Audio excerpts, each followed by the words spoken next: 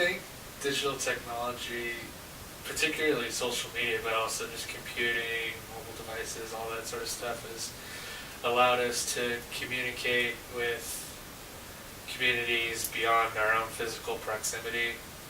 So maybe people in our own community, in our own physical community, maybe we don't relate to them very well, or maybe we just want to talk to people, outside our own physical community. And I feel digital technology helps bring us together, and that way we can connect with each other in these cyberspaces in ways that were never before possible. Yeah, I've read a bit about how, just in correlation with a lot of the digital technologies we've seen recently, that there's a little less activity in the local sphere as far as public engagement. Like, people aren't as involved in local politics, they aren't involved in local events, but then people are still branching out into these cyberspaces and finding their communities there. And the common criticism about that is that it creates this echo chamber where you're surrounding yourself just with what media is interesting to you, and you're not opening yourself up to the broader context to whatever you're interested in, or you're not opening yourself up to bigger, more important current events.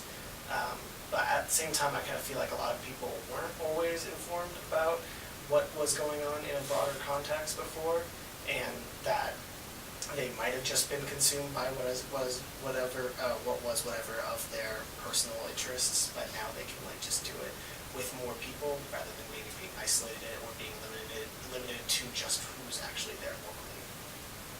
Yeah, I think actually that what you're saying is pretty much answering the question. Societies start to help people build digital literacy so that they're more understanding. I think that's what the internet has done in a large way. It's connected people and put knowledge out there to be shared by pretty much anyone. And when I think digital literacy is, I think you're gaining this ability to use maybe a digital technology, or you're using technology to better society as best as you can. And so I think even education in society has been set up to help us build digital literacies. When you look at a computer engineer, that right there is just, we're trying to just make every system we already have better and better.